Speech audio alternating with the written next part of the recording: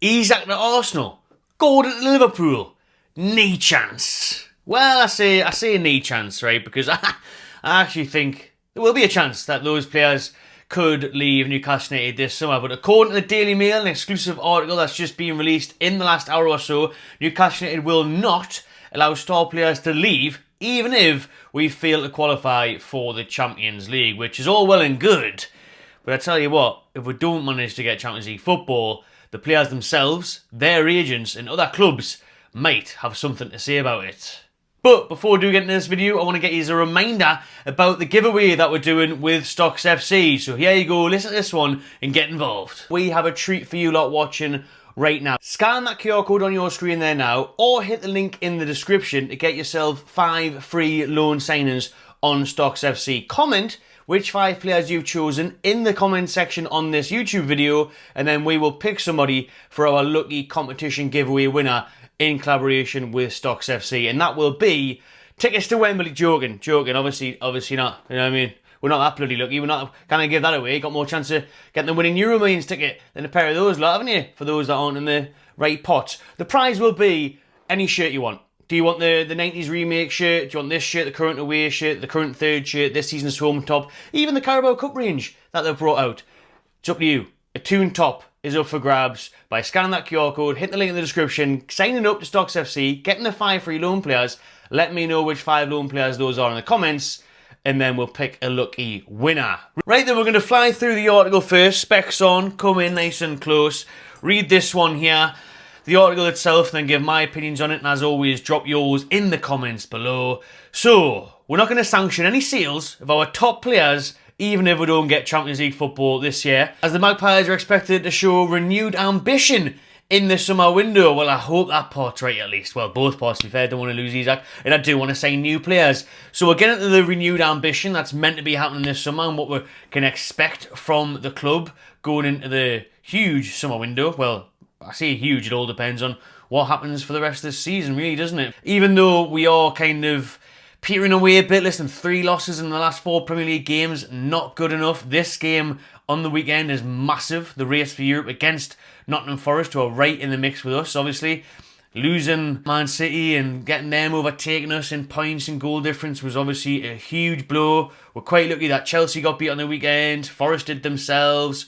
Bournemouth, did they get... No, I think Bournemouth... Did Bournemouth win? I can't remember. Teams in and around us anyways, drop points. So the point remains that we need to get back on winning track and take advantage of that. But the fixture list isn't getting any easier, to be honest. Forest at home on Sunday. That should be a win. But then again, Chris Wood scores hat-tricks at St James Park when he's not playing for Newcastle. So that's not great. And then you've also got Liverpool away next Wednesday, who are in first place at the minute, as I'm sure everyone's aware. So it's not going to be easy. But anyways, we went off topic a little bit. Focus on this article. Let's see what they're saying as well, right? Because we're sending out a clear and robust message to rival clubs, intermediaries, and their own dressing room that they won't be allowed to leave this summer. What I like about this, right, is this is a motivation to the players. Because I tell you what, if they want Champions League football, let's see it.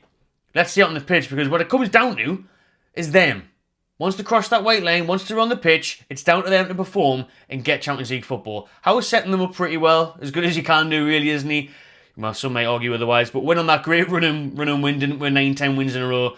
And then the players have fell off in recent weeks. Obviously, now they're saying they've got one eye on the cup final and stuff. Like, that's not good enough for me.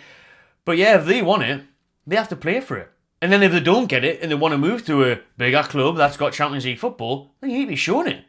You know, you should be getting us there. The opportunity's there for us. Top 5, remember, top 5 will get Champions League football this season. With how well the English clubs have performed in Champions League this season, that means that 5th place does get Champions League next year. So we have to make advantage of that. And there's not a better time. Spurs and Man United are in the bottom half. Them 2 teams you'd normally expect to be in and around it. You've got Chelsea now, who are hit and miss. They were crap for a little bit, they're going really good for a bit, and then they were meant to be title challengers, now they've really fell off again. So those big clubs that are in and around the usual big 6, the top 6 as the media like to push them, they aren't there this season. So it is a huge opportunity for us to take advantage of that. But is it our cup runs that have been faltering our performances? Because, like I've just said, 3 losses in the last 4, not good. And that obviously needs to change. So with us potentially missing out on Champions League, as it looks like the table at the minute with how tight it is as well, That's led to more rumours about Gordon, Isak, Bruno Guimaraes leaving Newcastle. However, the club are actually entering the summer in a very strong position from a PSR perspective and have all of their most valuable players on long-term contracts. Something you have to say, they've got very right behind the club there, behind the scenes, shall I say. There is no appetite or need to let any of them leave, should they ask to do so. So it's not the case of last summer, where obviously we were forced to sell Minter and Anderson before that 30th of June PSR deadline. This year we're looking rosy. We just had a really good January, outgoings-wise. We haven't signed anybody yet again, but we got rid of Almiron, decent money for him, really good money for Lloyd Kelly, who was signed for free. And then obviously you mentioned the deals last summer, where we sold players. So this year you'll obviously see other players leave, maybe your Trippiers, your Wilsons, team players that are running out of contract, but also fringe players that you might be able to pick up a few quid for, your Sean Longstaffs, your Joe Willocks, that kind of player there could be leaving. Obviously one of 15 keepers we've got could leave as well, if not two of them. So yeah, Newcastle aren't forced to sell and make money from their big stars this upcoming window, which then gives us a position where the rumours are it's going to be 100 to 130, 50 million that we can spend in the upcoming transfer window. Apparently the club are unhappy and frustrated by a drop-off in performances during recent league defeats. That's the hierarchy of the tune. Bournemouth, Fulham and Man City, especially when the same players produced a brilliant effort against Arsenal. The club's hierarchy are disappointed about the drop-off in the league because, listen, football is a business now. These owners, they need Champions League football. Seeing the thing the day that Liverpool have made 100 million off the Champions League this year because of how well they've done. That new format and the way they win games, you're picking up like 10, 50 million per win now. Instead of Liverpool win the Champions League this year, they'll make close to 200 million euros.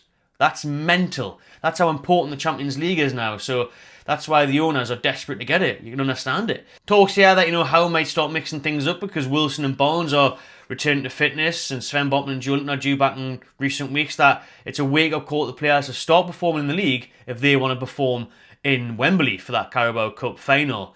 But there are 4 league games that will go a long way to determining whether or not we get European football, Champions League in particular, well, European football at all, to be honest with you, because of how tight that table is. It's really, really congested around there. But Newcastle are obviously aiming to recover that top 5 position, which to sit 2 places and 2 points behind. So it's not the end of the world. Listen, I was really upset with that Man City game just because of the performance, just like the club's hierarchy was. But it was just a real missed opportunity for me because I've seen how poor and average Man City have been this season. I know the new players turned up for them against us, that Nico Gonzalez and Marmoush obviously with the hat-trick, but we were just woeful, man, embarrassing, not playing for the badge and just walking around it like it was a bloody foundation charity match. So it wasn't good enough. Anyways, back to topic here. Securing a Champions League return will go a long way to securing those stars who Howard admits were unsettled by the ongoings at the club last summer when young talents Anderson and Minter were sold to satisfy a PSR deficit. Staveley and Guendouzi left the club and made a boardroom power struggle. Now after three transfer windows without first team signing and several exits weakening the squad, as well as no tangible progress in the 3 years of Saudi ownership on a new stadium or training ground, questions continue to be asked in the dressing room over the direction of the club and the speed of its travel, which they will do, because remember, when Bruno and Gordon and that were signed and given these new long-term contracts, specifically Gordon and Bruno Guimaraes, that they were promised the world, you know what I mean? We'll be winning Champions Leagues, we'll be winning cups, we'll be doing everything. Yet we haven't been able to do that. And I think obviously we did, specifically Staveley and stuff at the time, underestimate PSR and FFP and how difficult it would be to turn things around. But we've got to showcase that now. This is a huge few months because we could be sitting here in the summer on completely different ends of the scale. If we win the Carabao or the FA Cup, or both hopefully, that'd be lovely, and qualify, even if it's just one of those to be fair, win the Cup and or qualify for Champions League, will be sweet. We'll have money. We'll spend. I think we'll keep a hold of the stars. I think Isak and Bruno and all them will give us at least one more year. Even if a club like Arsenal did come in for them with big money, I think we would keep a hold of them. However, if we didn't win a cup or get Champions League, then I think they'll be gone. I really do. That's my opinion. I can't see Isak staying here. I tell you what, maybe Europa League, they would give us another season. It was Europa League because that's still a decent competition. It's still got some big household names in it, and it's something we would fancy our chances of going foreign. So I don't think Europa League would be the end of the world. Definitely not. But if it's Conference League or no European football at all, you can say bye-bye to Isak and that, in my opinion, if someone came in for him. And I think they would test the water, because surely Isak and his agent and that. One thing we've got is that he's obviously invested in Newcastle. He loves the place, just like your Brunos and your Gordons and Botmans and that. And they are young, and they have got long contracts, so that definitely helps. But if the money's on the table, and there's an offer there, and then his agent's trying to drive it, and the distractions and everything, then yeah, I could see one of them leaving. But let's hope we don't have to worry about that. Apparently we don't. Apparently, according to these, doesn't matter if we get Champions League or not, they're staying. But like I say, how can you guarantee that? You know, if a club comes in and the bid's there and the money's on the table and the opportunities to go play Champions League and maybe go to a team that wins leagues and that, you're going to have a real battle on your hands to keep the likes of Isak and stuff. But the main thing for us is, you know, making sure we get the job done on the pitch for me, like, and then that'll be able to help us massively off the pitch. Get European football, get top 5, 6 at worst. But if you win a cup, that'll soften that blow as well. Because these players want to be at clubs that are winning things, so they're not going to wait forever. We mentioned the training ground in the stadium before there, then we know that an official announcement is coming very soon on the new stadium or an expansion of St James's Park, as well as a new training ground. So that's obviously going to help things behind the scenes and reassure these players that have been waiting for those kind of big movements to happen. And now there's transfer activity planned for this somehow, the signal of a renewed ambition, letting everyone know in the dressing room at the club that we are going to be serious this summer and at least sign a couple of players that will really improve our starting 11. Will we be able to go out and spend the 250, 300 million we would love to and get 5-6 players in? No, unless you sold someone. But we will be able to go out and really get those 2 to 3 players that will really change everything. Because if we had, I know Murphy's been in a brilliant season, but he needs competition. If we got an Mbeumo at right wing, if we got a really good centre-back, you know, if it was a Gahey or a Huyson from Bournemouth or whoever, then it's changed us entirely, because you can see how much that defence is struggling. You can see Murphy was poor against Man City like everyone was, but there's no option off the bench, point being there. So a bit more strength and depth there. Maybe another goalkeeper, because I think Pope and Dubravka, you know, are falling off a bit. So if you get those 2 to 3 players in, change us massively. And obviously a few players are going to leave as well, with the contracts expiring. So with European football there's a lot of change going to be happening this summer. A lot of change is going to be needed. But that's why the club will resist any attempt to sign their star players and will let it be known they expect them to be part of an effort to qualify once more for the Champions League. That be this season or beyond. There we go. Let's hope that's the case. Obviously Newcastle are sending out a strong, ambitious message there, but it has to be matched by those players on the pitch to be ambitious as well for me. Get European football, win a trophy, stick together, and then we can grow. Do you know what I mean? It's a really, really huge defining moment these next few months for the club. Whether we win a trophy, whether we get European football, and then that determines the summer. Whether a star player leaves, whether we're saying 2 or 3 to really bolster and kick on. This is a turning point, this. So I really hope the turn up on Sunday is starting there before we even think about the final, because we can't have focus on the final. It's still a month away. You know what I mean? So Forest on Sunday is massive, and we'll be building up to that game all this week on the channel as well. So stay tuned and subscribe for all that content. And obviously on match day will be there as well. Let us know your thoughts about the transfer activity. Will we be able to keep Isak, Gordon, Bruno, the likes of these star players at the tune? And will we get Champions League football? Drop below what you think, where you think we'll finish as well. Remember, hit that QR code, hit the link in the description if you want to get yourself a chance to win a Newcastle United shirt of your choice. Thank you very much, everyone. Enjoy the rest of your day. See you on the next one.